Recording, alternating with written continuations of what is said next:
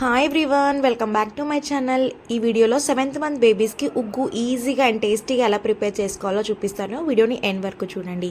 First అయితే నేను ఒక గిన్నె తీసుకున్నాను. అదే కొలతతో అన్ని పప్పులు అయితే తీసుకున్నాను. ఫస్ట్ అయితే మైసూర్ పప్పు తీసుకున్నాను ఒక కప్పు కందిపప్పు, ఒక కప్పు మినప్పప్పు, అండ్ ఇక్కడ వచ్చేసి నేను పెసరపప్పు పొట్టుతో తీసుకున్నాను.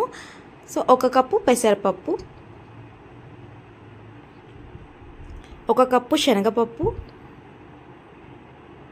అండ్ ఒక కప్పు పల్లీలు చాలా బలం, ఇవి యాడ్ చేసుకోవడం కూడా చాలా మంచిది.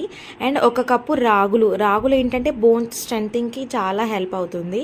సో ఒక కప్ అయితే రాగులు తీసుకున్నాను. అండ్ ఒక కప్ అయితే జీడిపప్పు, బాదం పప్పు రెండు కలిపి ఒక కప్ తీసుకున్నాను. మనం తీసుకున్న ఒక కప్కి నేను 4 times రైస్ అయితే తీసుకున్నాను.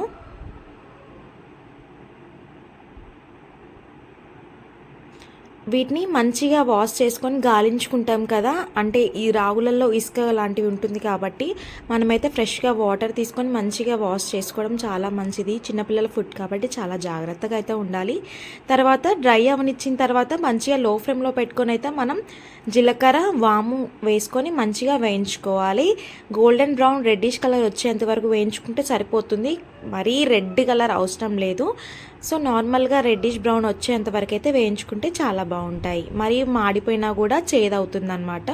సో కొంచెం మంచిగా జాగ్రత్త వేయించుకుంటే సరిపోతుంది. కొంచెం పౌడర్ని మిక్సీలో వేసుకొని మరీ మెత్తగా కాకుండా మరీ బరుసుగా కాకుండా మీడియంలో ఉండేటట్టు చూడండి. వీడియోలో చూపిస్తున్నాను చూడండి. మరీ పౌడర్గా ఏం చేయలేదు, కొంచెం నాకు రవ్వలా తగులుతుందనమాట.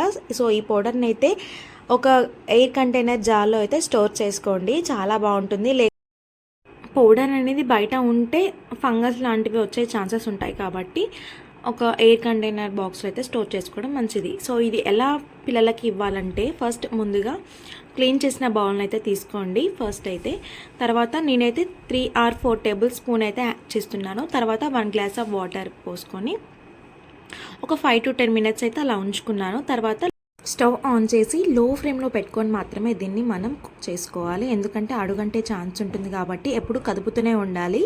After 5 to 10 minutes, maximum 10 minutes అయితే పట్టదు, 5 minutesలో ఇది కంప్లీట్ అవుతుంది. తర్వాత సాల్ట్ అనేది యాడ్ చేయదు కాబట్టి కొంచెమే యాడ్ చేయండి, లిటిల్ పించ్ ఆఫ్ సాల్ట్ని యాడ్ చేసి ఇది మనకి మార్నింగ్ అండ్ ఆఫ్టర్నూన్ ఈవినింగ్ కనుక తినిపిస్తే చాలా హెల్తీగా ఉంటారు, ఎందుకంటే ఇందులో లాట్ ఆఫ్ పల్సెస్ అనేది మనం యాడ్ చేసాం కాబట్టి. సో చాలా స్ట్రాంగ్ అండ్ హెల్తీగా ఉంటారు. సో వీడియో నచ్చితే లైక్, షేర్ అండ్ సబ్స్క్రైబ్ చేయడం మాత్రం అస్సలు మర్చిపోవద్దు. Thanks for watching this video.